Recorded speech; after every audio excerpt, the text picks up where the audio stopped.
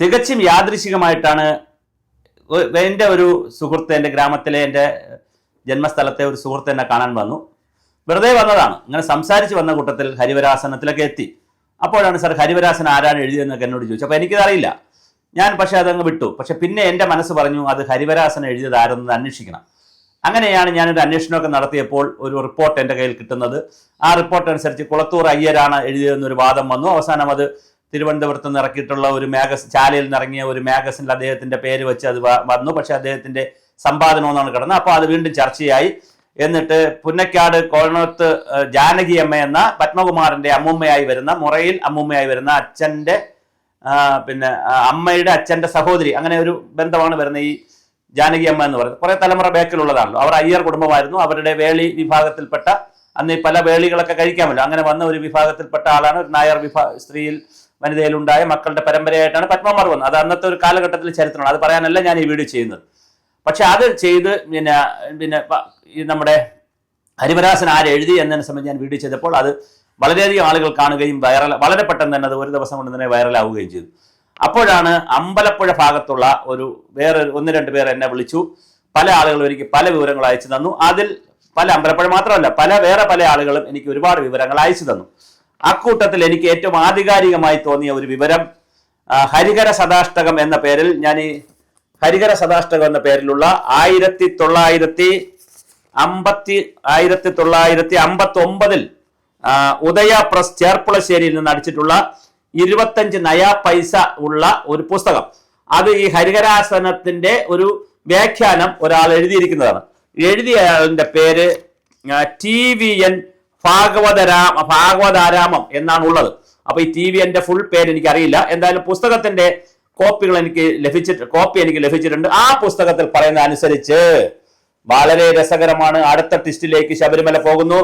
ജാനകി അമ്മ പുറക്കാട് കോന്നൊത്ത് ജാനകി അമ്മ അല്ല ഹരിവരാസനം എഴുതിയത്. അതിൽ ഒരു സ്മാർട്ട് പ്രാക്ടീസ് നടന്നിട്ടുണ്ട്. അതെന്താണെന്നുള്ളത് അദ്ദേഹത്തിന്റെ ആമുഖം, അതായത് TVN ഭാഗവതാരാമം 1134 എന്ന് പറഞ്ഞാൽ 1959-60 കാലഘട്ടത്തിൽ കർക്കിടക മാസം 1134 കർക്കിടക 5 ഗുരുവായൂരിൽ നിറക്കിയിട്ടുള്ള ഒരു കുഞ്ഞ പുസ്തകമാണ്. ആ പുസ്തകത്തിന്റെ ആമുഖമായി നമ്മൾ അവതാരികയും മുഖവുരിയൊക്കെ എഴുതുമ്പോൾ ഒരു ആമുഖമുണ്ട്. അത് 2 പേജേ ഉള്ളൂ. അത് ഞാൻ വായിക്കാം. അതുപോലെ വായിക്കുന്നതാണ് നല്ലത്. കാരണം ഇതൊരു വളരെയധികം ഒരുപക്ഷെ തർക്കമാകാൻ സാധ്യതയുള്ളതാണ്. 100 വർഷത്തെ ഹരിവരാസനം ട്രസ്റ്റ് ഉണ്ടാക്കി, അവരുടെ ചെറുമക്കളായിട്ടുള്ള ആളുകളൊക്കെ കൂടി ഹരിവരാസനം ട്രസ്റ്റ് ഉണ്ടാക്കി, ലോകമാകെ വിദേശ രാജ്യങ്ങളിലും ഇന്ത്യയിലും ഒരുപാട് സ്ഥലത്ത് ഹരിവരാസനം പാടിയത് ജാനകി അമ്മയാണ് ആദ്യമായി എഴുതിയതെന്ന് പറഞ്ഞിട്ട് അതിന്റെ ഒരു ലേഖനം, അവരുടെ കൈയെഴുത്ത് പ്രതി എന്ന് പറഞ്ഞൊരു കാര്യങ്ങളൊക്കെ ഇങ്ങനെ പ്രചരിക്കുന്നുണ്ട്. അപ്പോൾ അയ്യരായിരുന്നു എന്ന് ആദ്യം പറഞ്ഞു. അയ്യരല്ല, കുളത്തൂർ അയ്യരല്ല, തീർച്ചയായിട്ടും എഴുതിയത് ജാനകി അമ്മയാണെന്നാണ് ഇന്ന് ചരിത്രത്തിൽ കിടക്കുന്നത്. അങ്ങനെയാണ് ലോകം വിശ്വസിച്ചിരിക്കുന്നത്. അതിന്റെ 100ാം വാർഷികം ആഘോഷിച്ചു. അപ്പോഴാണ് എനിക്ക് പുതിയ ഒരു വിവരം കിട്ടിയിരിക്കുന്നത്. അത് ചർച്ച ചെയ്യപ്പെടേണ്ട വിവരമാണ്. വളരെ ഗൗരവമായി ഹരിവരാസനം ട്രസ്റ്റിന്റെ ആളുകളും ചർച്ച ചെയ്യപ്പെടണം. അത് എന്നിട്ട് ഞാൻ വിഷയത്തിലേക്ക് കിടക്കാം. ഈ രണ്ട് വാക്ക് എന്റേതല്ല, TVN ഭാഗവതാരാമം എന്ന് പറയുന്ന വ്യക്തി എഴുതിയതാണ്. ഹരിഹരാഷ്ടകം എന്ന ഒരു സ്തോത്ര രത്നം ശബരിമലയിൽ അത്താഴ പൂജയും പ്രസാദ വിതരണവും കഴിഞ്ഞാൽ സന്നിധിയിൽ സമ്മേളിക്കുന്ന ഭക്തജനങ്ങളോടുകൂടി ശാന്തിക്കാരും അടിയന്തരക്കാരും പാടുന്നു. വളരെ കൃത്യമായിട്ടാണ്. അല്ല യേശുദാസിന്റെ പാട്ടിട്ട് എല്ലാവരും ഇങ്ങനെ കുനിഞ്ഞ് മൗനമായി നിന്നല്ല അവിടെ ഹരിവരാസനം പാടിയിരുന്നത്. അത് ഉറക്ക് പാട്ടുമല്ല. 2 പ്രാവശ്യം അത് ചെയ്യുന്നു എന്നാണ്. 2 വാക്ക്. ഹരിഹരാസുത അഷ്ടകം എന്ന ഈ സ്തോത്രരത്നം, അതായത് ഈ TVN ഭാഗവതാരാമം എഴുതിയ സ്തോത്രം. ആ സ്തോത്രത്തിൽ ശബരിമലയിൽ അത്താഴ പൂജയും പ്രസാദ വിതരണവും കഴിഞ്ഞാൽ, അതായത് രാത്രി അത്താഴ പൂജ കഴിഞ്ഞ് പ്രസാദ വിതരണവും കഴിഞ്ഞാൽ സന്നിധിയിൽ സമ്മേളിക്കുന്ന ഭക്തജനങ്ങളോടുകൂടി എല്ലാ ഭക്തജനങ്ങളും ശാന്തിക്കാരും അടിയന്തരക്കാരും, അതായത് അവിടെയുള്ള ആളുകളെല്ലാം പാടുന്ന ഒരു പാട്ടാണ്. പാടിക്കഴിയുമ്പോൾ തിരുനട അടച്ച് പൂട്ടുകയും ചെയ്തു വരുന്നു. ശ്രീമൽ ഭാഗവതത്തിലെ ഗോപികാഗീത വൃത്തമാണ് സ്തോത്രരത്നം. ഇത് ഇന്നിപ്പോ ശബരിമലയിൽ ചെയ്തുകൊണ്ടിരിക്കുന്നത് പോലെ തന്നെ അത് തന്നെ ആചാര ലംഘനമാണ്. കാരണം യേശുദാസ് അങ്ങനെ ഒരു പാട്ട് പാടി യേശുദാസിന്റെ പാട്ട് റെക്കോർഡ് ഇട്ടിട്ട് ബാക്കിയെല്ലാം കേട്ടോണ്ടിരിക്കുകയാണ് ചെയ്യുന്നത്. അതല്ല ചെയ്യേണ്ടത്. അതൊരു ആചാര ലംഘനമാണ്. സകല ജനങ്ങളും, ഭക്തരും ശാന്തിക്കാരും അടിയന്തരക്കാരും പൂജാരിയും തന്ത്രി ഉണ്ടെങ്കിൽ തന്ത്രിയും ആരൊക്കെ അവിടെ അത്താഴ പൂജയ്ക്ക് സമ്മേളിക്കുന്നുണ്ടോ അവരെല്ലാവരും കൂടി പാടേണ്ടുന്ന ഒരു പാട്ടാണ് ഈ ഹരിവരാസനം. കുറച്ചു കാലം മുമ്പ് മണ്ഡലകാലത്ത് ശബരിമലയിൽ പൂജ നടന്നുകൊണ്ടിരിക്കുമ്പോൾ, ഇതാണ് അടുത്ത ട്വിസ്റ്റ്, താപസവേഷത്തിൽ ഒരാൾ കാട്ടിൽ നിന്നും ക്ഷേത്രത്തിൽ കയറി വന്നു. ഇതാണ് എഴുതിയ ആള്. എഴുതിയല്ല, ആദ്യമായി പാടിയ ആള്. എഴുതിയത് വേറെ ഒരുപാട് പേരുണ്ട്, കുറെ പേര് കേട്ടെഴുതിയിട്ടുണ്ട്, ഞാൻ പറയാം. അവിടെ നടയിൽ തൊഴുകയായി നിൽക്കുന്ന ഭക്തരോട് അദ്ദേഹം ചോദിച്ചു, ഈ കാട്ടിൽ നിന്ന് വന്ന താപസനായിട്ടുള്ള വ്യക്തി ചോദിച്ചു, ഇവിടെ അത്താഴ പൂജയ്ക്ക് നല്ല കീർത്തനങ്ങൾ ആരും പാടി കേൾക്കുന്നില്ലല്ലോ. അപ്പോൾ സാത്വികനായ സന്യാസിയായ ഒരു വ്യക്തിയാണ് കാട്ടിൽ നിന്ന് വന്നത്. ഇനി അയ്യപ്പന്റെ രൂപമാണോ വന്നത്, അല്ലെങ്കിൽ അയ്യപ്പൻ വരുത്തിയതാണോ എന്നുള്ളത് വേറെ കഥ. കാരണം അയ്യപ്പനെ സംബന്ധിച്ച് ഒരുപാട് ഐതിഹ്യങ്ങളുണ്ട്. അപ്പോൾ അതുകൊണ്ട് തന്നെ അവിടെ നിൽപ്പുള്ളവർ പറഞ്ഞു, അയ്യപ്പൻ ഈ സന്ദർഭത്തിൽ വാഴ്ത്തുവാൻ പറ്റുന്ന സ്തോത്രം അറിയാത്തത് കൊണ്ടാണ് എന്ന് പറഞ്ഞു. ഉടനെ തന്നെ ജടാധാരിയായ അദ്ദേഹം, ആ സ്വാമി, ശരണമയ്യപ്പ, സ്വാമി ശരണമയ്യപ്പ എന്ന് എല്ലാവരോടും ഏറ്റു പാടുവാൻ പറഞ്ഞ് ഒരു സ്തോത്രം പാടുകയും അത് പകർത്തി കൊടുക്കുകയും ചെയ്തു. വളരെ കൃത്യമാണേ. ഇവിടെ പൂജയുള്ള കാലങ്ങളിൽ ഈ സ്തോത്രം പതിവായി എല്ലാവരും പാടണം. അതിനുശേഷം നട പൂട്ടാവുന്നതാണ് എന്ന് പറഞ്ഞ് വീണ്ടും കാട്ടിലേക്ക് അജ്ഞാത പുരുഷൻ നടന്നു മറഞ്ഞു. ഇതാണ് ചരിത്രത്തിൽ കിടക്കുന്നത്. ജാനകി അമ്മയൊന്നും അല്ല എഴുതിയത്.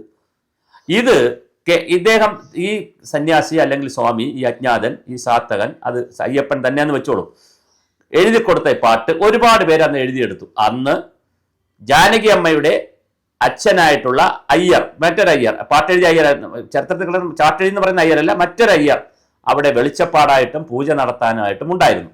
അദ്ദേഹവും അത് എഴുതിയെടുത്തിട്ടുണ്ടാവാം. കാര്യം ജാനകി അമ്മയ്ക്ക് അന്ന് 30 വയസ്സാണ്. ശബരിമല കയറാൻ പറ്റുമോ, സ്ത്രീ പ്രവേശന വിഷയമൊക്കെ ഉള്ളത് കൊണ്ട് കയറാൻ പറ്റുമോ എന്നറിയില്ല. അന്ന് ഇനി കയറിയിട്ടുണ്ടോ എന്നറിയില്ല. അന്നത്തെ കാലത്ത് അത് സാധ്യതയില്ല, ഒരു വനിതകൾ ആദ്യമേ കയറുന്നില്ലല്ലോ. അപ്പൊ തീർച്ചയായിട്ടും അത് അദ്ദേഹം എഴുതിയെടുത്തു. നിരവധി പേർ അത് എഴുതിയെടുത്തു എന്നാണ് ആ ആസ്വാദകർ അഭിപ്രായപ്പെടുന്നത്. വെൺമണി കുട്ടൻ നമ്പൂതിരിപ്പാട് 1134 മണ്ഡലകാലത്തിൽ ശബരിമലയിൽ വെച്ച് ശാന്തിക്കാരിൽ നിന്ന് ആ സ്തോത്രം ഗ്രഹിച്ച് ഗുരുവായൂരിലേക്ക് കൊണ്ടുവന്നു. അവിടെ വെച്ച് പ്രസാദ സഹിതം സ്തോത്രം എനിക്കും തന്നു. എനിക്കെന്ന് പറഞ്ഞാൽ എനിക്കല്ല, ഈ TVN ഭാഗവതാരാമത്തിന് കൊടുത്തു. അയ്യപ്പ ഭക്തന്മാർക്ക് ഇത് ഭജനയ്ക്ക് നല്ല സൂക്തമാണെന്ന് തോന്നുകയാൽ വ്യാഖ്യാനവും സ്മരണയും എഴുതി ചേർത്ത് പ്രസിദ്ധപ്പെടുത്തിയാലോ എന്നുദ്ദേശിച്ച് പരിശ്രമിച്ചതിന്റെ ഫലമാണ് ഈ കൊച്ചു പുസ്തകം. ആ പുസ്തകത്തിന്റെ പേരാണ് ഞാൻ നേരത്തെ പറഞ്ഞത്. പിന്നെ ഹരിഹര സദാഷ്ടകം, 25 പൈസ വിലയുള്ള 1959 ഈ TVN ഭാഗവതാരാമം എഴുതിയ പുസ്തകം. ചെറിയ കുഞ്ഞു പുസ്തകമാണ്. അത് ഹരിവരാസനത്തിന്റെ വ്യാഖ്യാനമാണ്. ഫലമാണ് ഈ പുസ്തകം. ശ്രീ ഗുരുവായൂരപ്പന് കൊച്ചു ശാസ്താവിൽ ഉള്ളത്ര സന്തോഷം ഈ കൊച്ചു പുസ്തകത്തിൽ ഉണ്ടാവണമെന്ന് പ്രാർത്ഥിച്ചുകൊണ്ട് തൃപ്പാദത്തിൽ സമർപ്പിച്ചു കൊള്ളുന്നു. ഇതാണ് കഥ.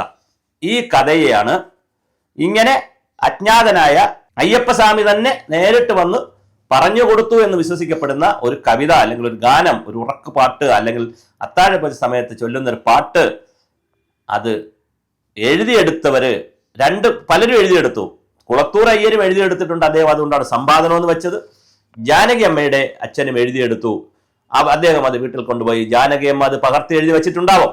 അതോ ഈ കയ്യെഴുത്ത് പ്രതി ജാനകി അമ്മയുടെ അച്ഛൻ എഴുതിയതാണോ, അയ്യർ എഴുതിയെടുത്തതാണോ?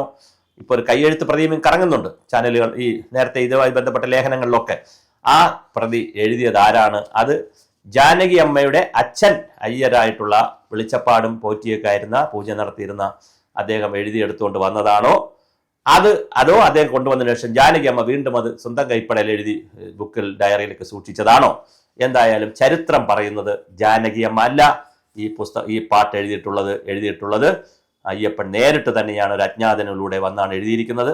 ഇതാണ് ചരിത്രം. പക്ഷെ ഇങ്ങനെ ചരിത്രം കിടക്കുമ്പോൾ ഈ ചരിത്രം ഒന്നും ഹിന്ദുവിന്റെ ഏറ്റവും വലിയ മോശവും, പിന്നെ അല്ലെങ്കിൽ ഹിന്ദുവിന്റെ ഒരു ഗതികേട്, ഇത്തരത്തിലുള്ള രേഖകളൊക്കെ ആർക്കും പരിശോധിക്കാൻ കഴിയുന്നില്ല, ആർക്കൈവൽ കിട്ടുന്നില്ല, ഒന്നും കിട്ടുന്നില്ല. അങ്ങനെ 2000 വരെ ഇതിങ്ങനെ ആരും 1900 വരെ ഇതാരും ശ്രദ്ധിക്കാതെ കിടന്നു. പിന്നെ ഏതോ പത്രപ്രവർത്തകരൊക്കെ ഇങ്ങനെ പലയിടത്തുമൊക്കെ പോയി കറങ്ങി അവസാനം അവർ കൊണ്ടുവന്ന ചില വിവരങ്ങളാണ് ഈ ജാനകി അമ്മയുടെ കയ്യുടെ വീട്ടിൽ ഈ ഒരു കോപ്പി ഉണ്ടെന്ന് അവരുടെ 2 മക്കൾ പറഞ്ഞു. അത് അവസാനം ഇങ്ങനെ വന്ന് ഇപ്പോൾ ജാനകി അമ്മയുടെ പേരിലാണ് ഇത് പ്രചരിക്കുന്നത്. അതിൽ ഒരു അസത്യമുണ്ടോ, അർത്ഥസത്യമുണ്ടോ, യാഥാർത്ഥ്യം എന്താണെന്ന് പരിശോധിക്കപ്പെടേണ്ടതാണ്. ജാനകി അമ്മയുടെ ആത്മാവും ഭൂമിയിലില്ല, പോയിട്ടുണ്ട്. അതുകൊണ്ട് ഞാൻ ജാനകി അമ്മ എൻ്റെയും അമ്മൂമ്മയാവാനുള്ള പ്രായം ആയല്ലോ, കഴിഞ്ഞു പോയ ആളാണല്ലോ. അതുകൊണ്ട് അതിനെ ഞാൻ നിഷേധിക്കുന്നില്ല. ജാനകി അമ്മയുടെ വീട്ടുകാരെ ഞാൻ ഒന്നും പറയുന്നില്ല. അതിന്റെ പേരിൽ നടത്തിയ ജാനകി അമ്മയുടെ പേരിലുള്ള ഹരിവരാസന ട്രസ്റ്റുകാർ നടത്തുന്ന പരിപാടികൾക്കോ അതുമായി ബന്ധപ്പെട്ട സാമ്പത്തിക കാര്യങ്ങളും പരിപാടികളും ഒരുപാട് കാര്യങ്ങളുണ്ട്. അവർ നല്ല ഒരുപാട് കാര്യങ്ങൾ ചെയ്യുന്നുണ്ട്. അതിലൊന്നും നമുക്കൊരു അഭിപ്രായമില്ല. നമ്മളെ സംബന്ധിച്ചിടത്തോളം വളരെ യാദൃശ്യമായി ഞാൻ എൻ്റെ സ്റ്റുഡിയോയിലിരിക്കുമ്പോൾ തികച്ചും യാദൃശ്യമായി 2-3 ആളുകൾ വഴി പല രൂപത്തിൽ എനിക്ക് കിട്ടിയ വിവരങ്ങൾ ഞാൻ ഈ സമൂഹത്തോട് പറയുന്നു എന്ന് മാത്രമേ ഉള്ളൂ. യഥാർത്ഥത്തിൽ ജാനകിയമ്മ അല്ല ഹരിവരാസനം എഴുതിയിട്ടുള്ളതെന്നാണ് ചരിത്രത്തിൽ കിടക്കുന്ന രേഖ. അതുകൊണ്ട് തന്നെ അതിൻ്റെ 100ാം വാർഷികം ആഘോഷിച്ചതിൽ അത് ആഘോഷിക്കട്ടെ, 100ാം വാർഷികം ആഘോഷിക്കട്ടെ, അതിൽ പ്രശ്നമൊന്നുമില്ല. അതുപോലെ തന്നെ സ്വാമി അയ്യപ്പൻ സിനിമയിൽ പാടിയപ്പോഴും വലിയ വ്യത്യാസമുണ്ട്, യേശുദാസ് ഇപ്പൊ പാടുന്നതിലും വ്യത്യാസമുണ്ട്. അതുകൊണ്ട് തന്നെ ഒറിജിനൽ പുസ്തകം എടുത്ത് യേശുദാസ് പാടിയാൽ പോരാ, ആ പാട്ട് നിർത്തണം. അത് ആചാര ലംഘനമാണ്. യേശുദാസ് പാടുന്നതുകൊണ്ടല്ല, മൈക്കിലൂടെ പാടുന്നത് കൊണ്ട് ആചാര ലംഘനമാണ്. ആ പാട്ട് എല്ലാവരും അവിടെ അത്താഴ പൂജയ്ക്ക് ആരൊക്കെ നിൽക്കുന്നുവോ അവരെല്ലാവരും കൂടി പാടുന്നതാണ് ശബരിമലയിലെ യഥാർത്ഥ ആചാരം.